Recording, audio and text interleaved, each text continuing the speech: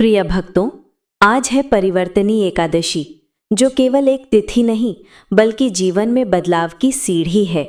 कहते हैं जो भी इस कथा को पूरे मन से सुनता है उसके जीवन के दुख मिट जाते हैं, घर में सुख समृद्धि का वास होता है और प्रभु की कृपा स्वयं आंगन में उतर आती है।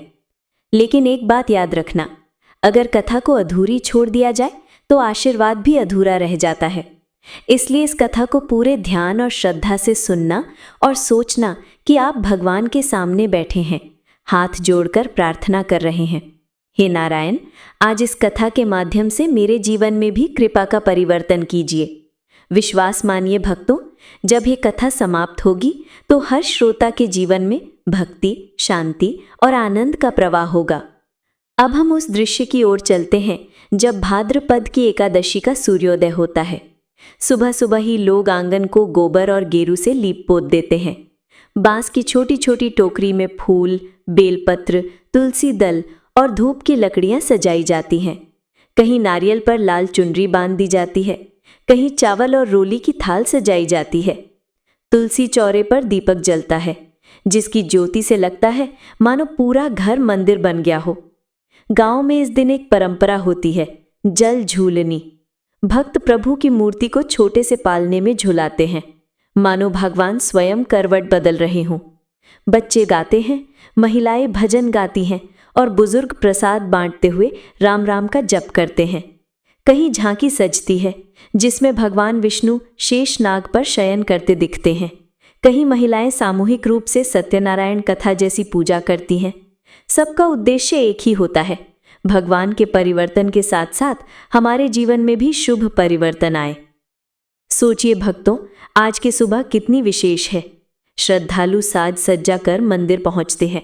कोई नारियल लाता है, कोई केले का गुच्छा, तो कोई दूध से भरा कलश। सबकी आंखों में भक्ति की चमक होती है। कथा शुरू होने से पहले एक भक्त धीरे से कहता है, अगर हम इस व्रत को मन से करेंगे तो हमारे घर में लक्ष्मी जी की कृपा बरसेगी। जैसे भगवान करवट बदलेंगे वैसे ही हमारे जीवन में भी नई दिशा आएगी। दूसरा भक्त सहमति में सिर हिलाकर कहता है, हाँ, और जो कथा सुन ले उसके लिए भी ये पुण्य अमूल्य है। यही कारण है कि सब तन मन से कथा में डूब जाते हैं। जैसे ही पूजा शुरू होती है वातावरण बदल जाता है। घंटियां बजती हैं, शंख फूंकते हैं और आरती के स्वर गूंजते हैं। ओम जय जगदीश हरे। अगरबत्ती की सुगंध चारों ओर फैलती है, दीपक की लौ लहराती है और तुलसी पर जल अर्पित किया जाता है। ऐसे माहौल में हर भक्त को लगता है कि भगवान विष्णु स्वयं यहीं विराजमान है और अपनी कृपा दृष्टि सब पर डाल रहे हैं। फिर भक्त संकल्प लेते हैं, हे प्रभु, हम ये व्रत आपके नाम से करते हैं। हमारे मन, वचन और कर्म की शुद्धि हो, हमारे घर आंगन में सुख शांति बनी रहे, हमारी संतान धर्मी बने और लक्ष्मी कृपा का वास हो। ये संकल्प करते ही मन हल्का हो जाता है, मानो कोई बोझ उतर गया हो। यही तो है वो वातावरण जिसमें परिवर्तनी एकादशी का व्रत किया जाता है, जहाँ प्रकृति, पूजा, परंपरा और भक्ति मिलकर इस दिन को दिव्य बना देते हैं। अब धीरे धीरे हम कथा के अगले पड़ाव की ओर बढ़ते हैं, जहाँ पौराणिक प्रसंग खुलते हैं। शास्त्रों में वर्णन है कि जब आषाढ़ शुक्ल एकादशी आती है, जिसे देवशयनी एकादशी कहते हैं, उस दिन भगवान विष्णु क्षीर सागर में शेष नाग की शैया पर शयन करने चले जाते हैं। चारों ओर शांति छा जाती है। देवता भी मानो विश्राम में चले जाते हैं। कल्पना कीजिए, अनंत शेष नाग के फंड पर श्वेत चांदनी चमक रही है। दूध जैसे उज्ज्वल क्षीर सागर की लहरों पर हल्की हल्की तरंगें उठ रही हैं। उन लहरों के मध्य भगवान श्रीहरि शयन कर रहे हैं।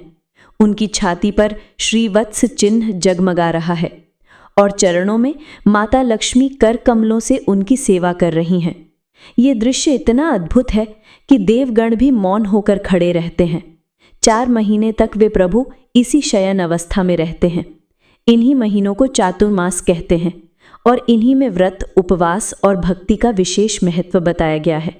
जब भगवान शयन करते हैं तो देवताओं के मन में चिंता उठती है कि अब हमारी रक्षा कौन करेगा।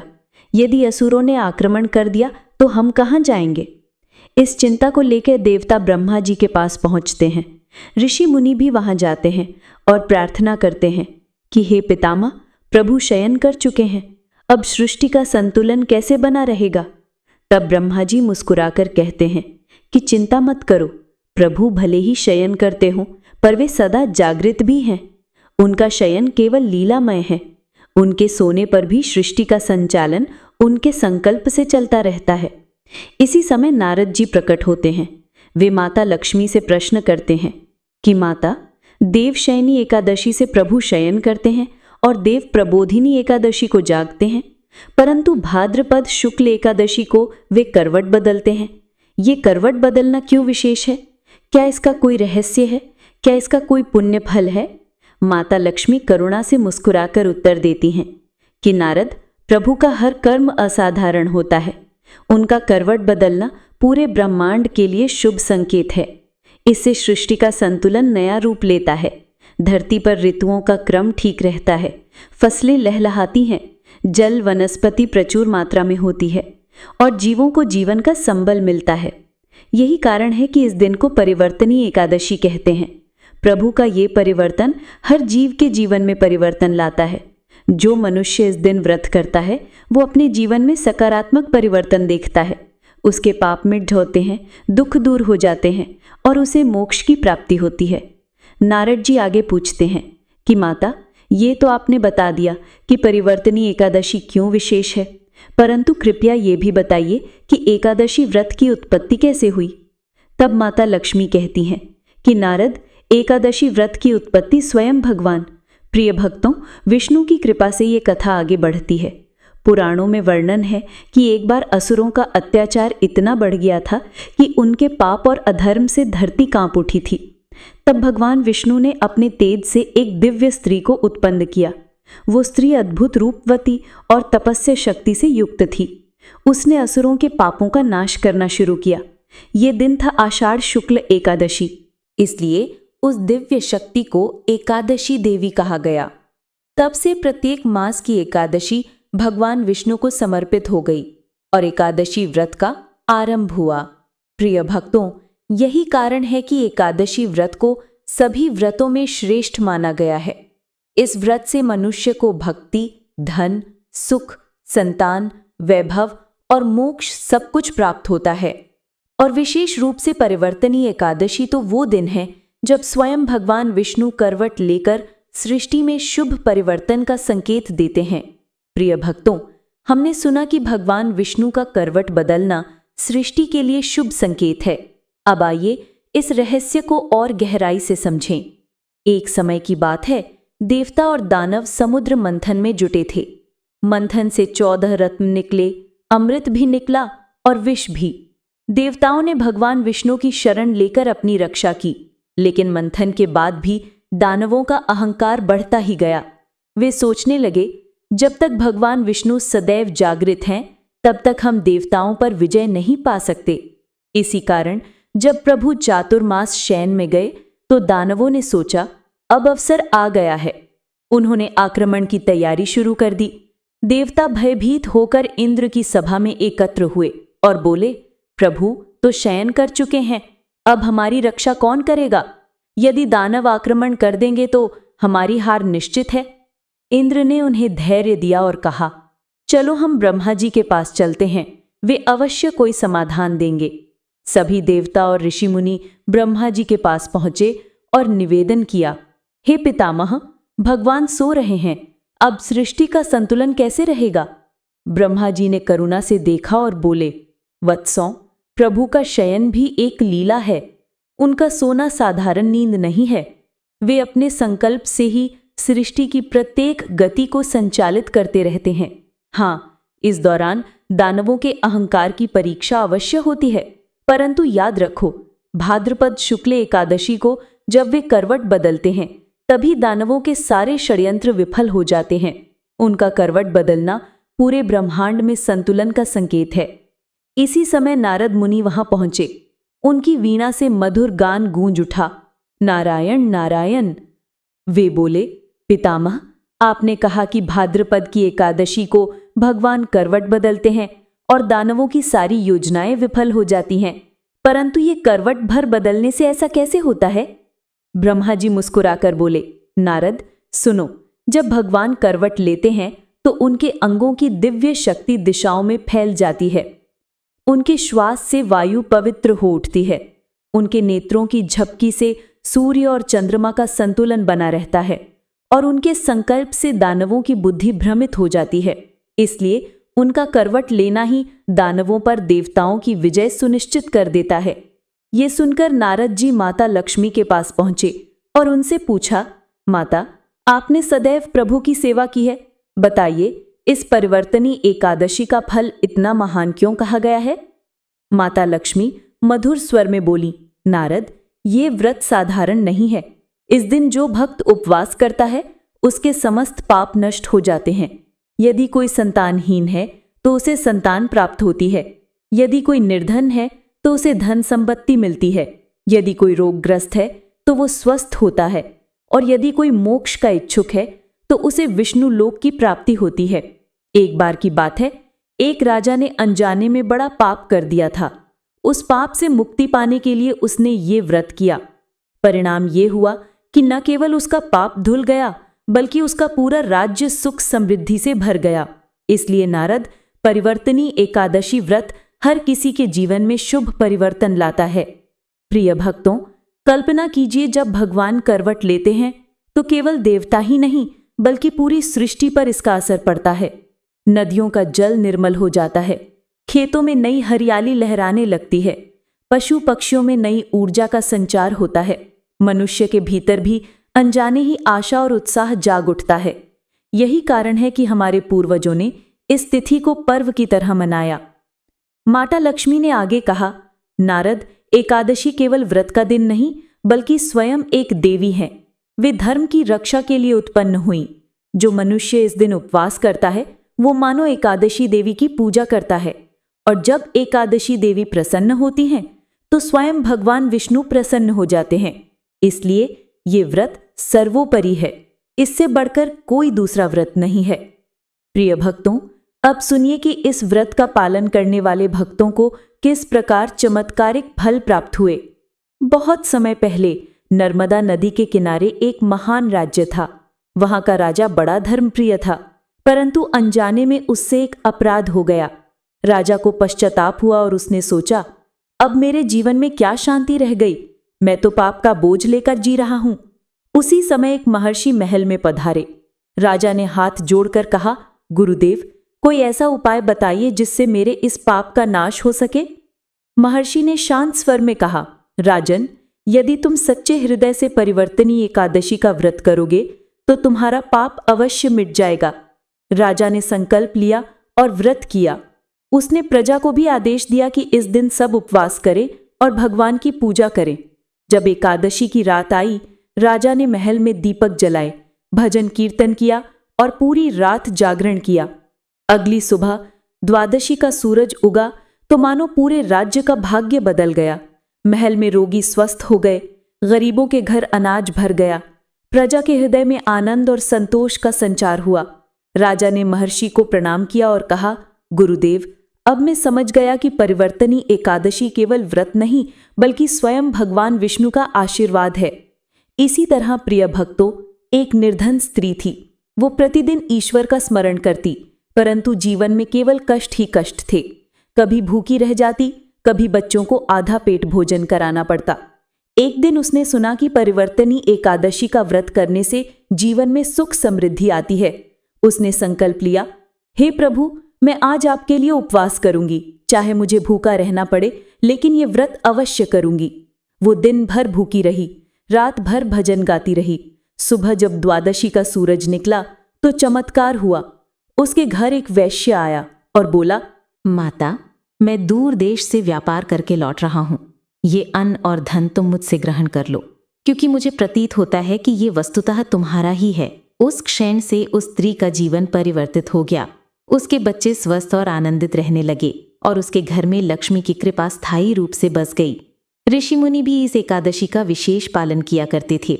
वेदों में स्पष्ट उल्लेख है कि जो मनुष्य परिवर्तनी एकादशी का व्रत करता है वो 10,000 वर्षों तक यज्ञ करने के बराबर पुण्य प्राप्त करता है। महर्षि वेदव्यास ने भी कहा है कि ये व्रत स्वयं देवताओं को प्रिय है। यदि देवगण भी किसी संकट में हो तो इस व्रत से उन्हें मुक्ति मिलती है, तो फिर मनुष्य की बात ही क्या है। बहनों, सोचिए, जब भगवान विष्णु स्वयं करवट बदलते हैं तब साधक अपने भीतर भी अद्भुत परिवर्तन का अनुभव करता है। जो व्यक्ति निराशा में डूबा होता है उसके हृदय में आशा का संचार होने लगता है। जो रोगग्रस्त होता है उसकी आत्मा में नया उत्साह उमड़ पड़ता है। जिन परिवारों में कलह और अशांति होती है उनके घरों में शांति और प्रेम का वातावरण स्थापित होता है। और जो साधक मोक्ष की कामना रखता है उसके लिए ये व्रत वैकुंठ के द्वार को खोल देता है। यही कारण है कि इस एकादशी को परिवर्तनी एकादशी कहा गया है, क्योंकि ये जीवन के हर क्षेत्र में परिवर्तन लाती है। एक बार नारद जी ने माता लक्ष्मी से प्रश्न किया, माता, यदि कोई स्त्री इस व्रत को करती है तो उसे क्या लाभ प्राप्त होता है? माता ने प्रेम पूर्वक उत्तर दिया, बेटा नारद, स्त्रियों के लिए यह व्रत अत्यंत फलदायी है। इससे उन्हें पति सुख, संतान सुख और घर में लक्ष्मी की स्थिरता प्राप्त होती है। यदि पति किसी कष्ट में हो तो उसका कष्ट नष्ट हो जाता है। यदि घर में दरिद्रता हो तो वो दरिद्रता मिट जाती है। और यदि परिवार में कोई रोग हो तो वो रोग भी समाप्त हो जाता है। इसलिए स्त्रियों को विशेष रूप से ये व्रत श्रद्धा और विश्वास के साथ करना चाहिए। बहनों, हमारे गांवों और नगरों में भी अनगिनत स्त्रियों ने इस व्रत से अपने जीवन में अद्भुत परिवर्तन का अनुभव किया है। किसी ने संतान की कामना से ये व्रत किया और उसे पुत्र रत्न की प्राप्ति हुई। किसी ने परिवार में शांति के लिए किया और उसके घर से कलेश सदा के लिए मिट गया। किसी ने धन की प्राप्ति के लिए किया तो उसका व्यापार दिन दूनी रात चौगुनी प्रगति करने लगा। इस प्रकार ये व्रत केवल शास्त्रों में नहीं बल्कि अनुभव से भी सिद्ध हुआ है। देवताओं ने इस व्रत से अपने संकट मिटाए। एक राजा ने अपने पाप का प्रायश्चित पाया। एक निर्धन स्त्री का घर लक्ष्मी से भर गया और संपूर्ण समाज ने इससे कल्याण पाया। अतः ये एकादशी मात्र एक तिथि नहीं बल्कि भगवान का विशेष आशीर्वाद है। जो भक्त इसे करता है उसके जीवन में चमत्कारिक परिवर्तन घटित होता है। और अब बहनों, हम कथा के सबसे रोचक और प्रेरणादायी प्रसंग में प्रवेश कर रहे हैं। अभी तक आपने सुना कि ये व्रत कितना महान है और कैसे भगवान विष्णु के करवट बदलने से जीवन में सुख समृद्धि आती है। अब मैं आपको एक ऐसे राजा की कथा सुनाने जा रही हूँ जो इस व्रत के महत्व को और गहराई से प्रकट करती है। बहुत समय पहले भद्रपुरी नामक एक विशाल और समृद्ध राज्य था। उसके राजा का नाम सुगधवन था। वे अत्यंत धर्मप्रिय, सत्यनिष्ठ और बानी राजा थे। प्रजा उन्हें देखकर प्रसन्न रहती और अपने को सुरक्षित समझती। उनके महल रत्न और स्वर्ण से सुसज्जित थे, परंतु राजा विलासिता में नहीं डूबे रहते थे। वे धर्म, कर्म, सत्संग और प्रजाहित में ही समय व्यतीत करते थे। उनकी रानी सुमित्रा भी पतिव्रता और धर्मनिष्ठा में अद्वितीय थीं। प्रतिदिन उनके दरबार में साधु संत आते, भजन कीर्तन होता और दान दक्षिणा दी जाती। राज्य का वातावरण मानो सतयुग की झलक प्रस्तुत करता था। भद्रपुरी राज्य प्रकृति की गोद में बसा हुआ था। बसंत में आम्रकुंजों की मधुर सुगंध चारों ओर फैल जाती। ग्रीष्म ऋतु में सरोवरों में खिले कमल मन मोह लेते। वर्षा ऋतु में खेत लहलहाने लगते और नदियां कलकल करती। शरद ऋतु में आकाश निर्मल हो जाता और चांदनी रातें हृदय को आनंदित कर देती। राजा सुगधवन प्रजा के सुख दुख में ऐसे सम्मिलित होते जैसे कोई पिता अपने पुत्र के साथ हो। लोग कहते, हमारे राजा सुगधवन वास्तव में हमारे पिता समान है। परंतु बहनों, विधि की लीला भी अनोखी होती है। एक दिन राजा शिकार के लिए वन में गए। वहां उन्होंने अनजाने में एक महान साधु की तपोभूमि को विचलित कर दिया। साधु ध्यान मग्न थे। उसी समय राजा के तीर से एक हिरण घायल होकर आश्रम में आ गिरा। साधु ने नेत्र खोले और दुखी होकर बोले, राजन, ये कार्य अधर्म है। मेरे आश्रम में अहिंसा का व्रत है। यहाँ प्राणियों की रक्षा होती है और तुमने अनजाने में ही सही परंतु गंभीर पाप किया है। ये सुनकर राजा का हृदय कांप उठा। वे साधु के चरणों में गिर पड़े और बोले, गुरुदेव, ये अपराध मुझसे भूलवश हुआ है। कृपया मुझे क्षमा करें और प्रायश्चित का मार्ग बताइए। साधु शांत स्वर में बोले, राजन, तुम्हारे इस अपराध का प्रायश्चित केवल एक ही है, परिवर्तनीय एकादशी का व्रत। यदि तुम श्रद्धा से इस व्रत को करोगे तो न केवल तुम्हारा पाप धुल जाएगा बल्कि समस्त प्रजा के ऊपर भी सुख और शांति का आशीर्वाद बरसेगा। राजा ने हाथ जोड़कर कहा, गुरुदेव, कृपया इस व्रत का महात्म्य विस्तार से बताइए ताकि मेरी प्रजा भी इसका महत्व समझ सके। साधु बोले, हे राजन, ये वही पवित्र एकादशी है जब क्षीर सागर में शेष नाग पर शयन कर रहे भगवान विष्णु करवट बदलते हैं। इस दिन व्रत करने वाला मनुष्य पापों से मुक्त होकर मोक्ष प्राप्त करता है। परिवार में यदि रोग, संकट या दरिद्रता हो तो वो भी नष्ट हो जाती है। इसलिए तुम स्वयं ये व्रत करो और अपनी प्रजा को भी इसके लिए प्रेरित करो। राजा सुगधवन ने उसी समय संकल्प लिया और महल में घोषणा करवाई, हे प्रजाजनों, आने वाली परिवर्तनी एकादशी को हम सब मिलकर उपवास और जागरण करेंगे। उस दिन कोई भी भोजन नहीं करेगा। सभी मिलकर हरिनाम संकीर्तन करेंगे। भगवान विष्णु की आराधना से ही हमें कल्याण प्राप्त होगा। प्रजा ने हर्षोत्साह से ये घोषणा स्वीकार की। गांव-गांव में दीपक सजाए गए, मंदिरों में झांकियां निकाली गईं और हर हृदय में भगवान के नाम की ध्वनि गूंजने लगी। बहनों, ये देखकर राज्य में छिपे कुछ दुष्ट लोग जलन से भर उठे। उन्होंने कहा, यदि राजा और प्रजा उपवास करेंगे तो हमारी दावतें और मनोरंजन रुक जाएंगे। हम इस व्रत का विरोध करेंगे। परंतु प्रजा अडिग रही। सभी ने एक स्वर में कहा, हम अपने राजा के साथ हैं, चाहे जो हो जाए, हम परिवर्तनी एकादशी का व्रत अवश्य करेंगे। सोचिए बहनों, पूरा राज्य दीपमालाओं से जगमगा रहा था। नदी के तट पर स्त्रियां कलश लेकर भजन गा रही थी। पुरुष मंदिरों में कीर्तन में लीन थे। बालक भी हरे राम हरे कृष्ण का संकीर्तन कर रहे थे। ऐसा प्रतीत हो रहा था मानो स्वयं भगवान विष्णु और माता लक्ष्मी उस राज्य पर आशीर्वाद बरसा रहे हों। संत ने राजा से कहा, राजन, ये पाप जो तुम्हारे जीवन में आया है, ये केवल इस जन्म का नहीं है, अपितु पिछले जन्मों के संस्कार भी जीवन में फल देते हैं। परिवर्तनी एकादशी ही वो व्रत है जो जन्म जन्मांतर के पापों का नाश कर देता है। कहते हैं कि एक बार एक ब्राह्मण पुत्र ने क्रोध में आकर अपनी माता से कठोर शब्द कह दिए थे। उस अपराधवश अगले जन्म में वो दरिद्र हुआ, परंतु जब उसने परिवर्तनी एकादशी का व्रत किया तो उसके सारे पाप क्षमा हो गए और उसे मोक्ष की प्राप्ति हुई। राजा ने आश्चर्य से संत से पूछा, गुरुदेव, क्या ये व्रत इतना सामर्थ्यवान है कि जन्म जन्मांतर का भी भार मिटा सकता है? संत मुस्कुराए और बोले, हाँ राजन, ये वही पावन व्रत है जब स्वयं भगवान विष्णु क्षीर सागर में करवट बदलते हैं। उस परिवर्तन के साथ ही समस्त ब्रह्मांड की गति बदल जाती है। जब ब्रह्मांड की गति बदलती है तो मनुष्य के जीवन का अंधकार मिट जाता है, लेकिन शर्त यही है कि व्रत श्रद्धा, भक्ति और पूर्ण नियम से किया जाए। संत ने आगे कहा, राजन, एक समय स्वयं नारद मुनि भगवान विष्णु के पास गए और विनम्र होकर पूछा, प्रभु, इतने व्रतों और उपवासों में परिवर्तनी एकादशी का क्या महत्व है? तब भगवान विष्णु ने उत्तर दिया, हे नारद, ये व्रत मेरे हृदय के समान प्रिय है। जो भक्त इस दिन व्रत करता है वो मेरे परम धाम को प्राप्त करता है। उसके जीवन के दुख मिट जाते हैं, उसका कुल उद्धार होता है और वो जन्म मरण के बंधन से मुक्त हो जाता है। ये सुनकर नारद मुनि ने प्रसन्न होकर कहा, प्रभु, तब तो ये व्रत समस्त एकादशियों में श्रेष्ठ है।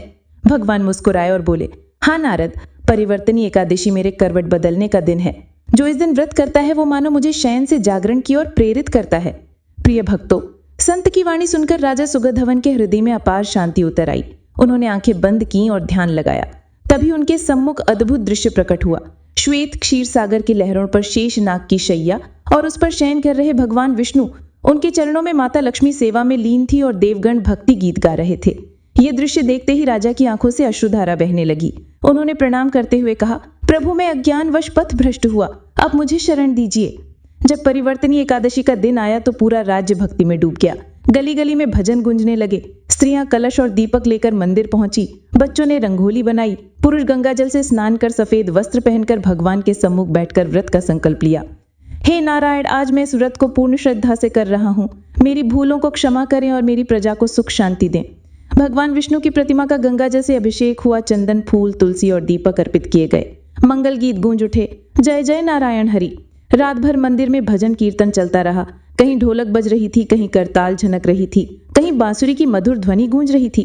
स्वयं राजा और रानी ने भक्ति गीत गाया, हे नारायण, हे लक्ष्मीनाथ, अपनी शरण में लो। प्रिय भक्तों, वो रात अद्भुत थी। आकाश में पूर्णिमा का चांद मुस्कुरा रहा था। मंद पवन दीपकों को झिलमिला रही थी। मंदिर की घंटियों से पूरा राज्य आलोकित हो रहा था। ऐसा लगता था मानो स्वयं देवलोक पृथ्वी पर उतर आया हो। मध्य रात्रि में जब राजा ध्यान मग्न हुए तो उनके स्वप्न में दिव्य प्रकाश फैला। क्षीर सागर की लहरों पर शेषनाग पर भगवान विष्णु प्रकट हुए। शेषनाग की शैया पर वे करवट बदल रहे थे। माता लक्ष्मी उनके चरण दबा रही थी। उनके हाथों में शंख, चक्र, गदा और पद्म शोभित थे। भगवान ने मुस्कुराकर कहा, राजन, भय मत करो, तुम्हारे पाप इस व्रत के प्रभाव से नष्ट हो गए हैं। अब तुम धर्म मार्ग पर अडिग रहो और अपनी प्रजा को न्याय और करुणा से संभालो। इन वचनों से राजा का हृदय हल्का हो गया। उनकी आंखों से आंसू बहने लगे। जब आंखें खुली तो मंदिर में दीपक जल रहे थे, भजन चल रहा था, लेकिन उनके मन में अलौकिक शांति उतर आई थी। अगले दिन प्रजा ने देखा, खेतों में हरियाली लौट आई। सूखी नदियां जल से भर गई। बीमार लोग स्वस्थ होने लगे। घर घर में मंगल गीत गूंजने लगे। लोगों ने कहा, हमारे राजा का पाप मिट गया है, अब हमारे राज्य में लक्ष्मी जी का वास होगा। प्रिय भक्तों, ये केवल राजा जले नहीं, पूरे राज्य के लिए वरदान बन गया। स्त्रियों ने अपने अनुभव सुनाए। एक वृद्धा बोली, मेरे बेटे वर्षों से परदेश गए थे, आज लौट आए। एक औरत ने कहा, मेरा पति बीमार था, इस व्रत के बाद स्वस्थ हो गया। एक कन्या ने कहा, मैं विवाह को लेकर चिंतित थी, इस व्रत के बाद मुझे योग्य वर मिल गया। राजा के राज्य में सुख समृद्धि लौट आई। संत ने कहा, राजन, यह है परिवर्तनी एकादशी का चमत्कार। इसे हर वर्ष करना और अपनी प्रजा को भी प्रेरित करना। राजा ने हाथ जोड़कर प्रणाम किया और कहा, गुरुदेव, आज से ये व्रत मेरे जीवन का सबसे बड़ा पर्व होगा। प्रिय भक्तों, इस कथा से हमें यही शिक्षा मिलती है कि सच्चे मन से किया गया व्रत और भक्ति कभी व्यर्थ नहीं जाती। परिवर्तनी एकादशी का व्रत परिवार, संतान और समृद्धि का वरदान है। ये व्रत करना सरल है। प्रातः स्नान करें, भगवान विष्णु की पूजा करें, दिन भर निराहार रहकर रात्रि में भजन कीर्तन करें और अगले दिन दान पुण्य करें। भगवान स्वयं प्रसन्न होकर कृपा बरसाते हैं। परिवर्तनी एकादशी का सार यही है, जैसे भगवान विष्णु करवट बदलते हैं, वैसे ही हमें भी अपने जीवन में परिवर्तन लाना चाहिए। आलस्य, अज्ञान और निराशा को छोड़कर भक्ति, विश्वास और धर्म मार्ग को अपनाना चाहिए। आज हमने ये कथा एक साथ सुनी। मेरा प्रणाम है आप सबको। यदि मुझसे कोई त्रुटि हुई हो तो क्षमा करें। ईश्वर से यही प्रार्थना है कि आपके घर आंगन में सुख, शांति और समृद्धि सदा बनी रहे। शिव, पार्वती और लक्ष्मी नारायण की असीम कृपा आप सब पर बरसती रहे।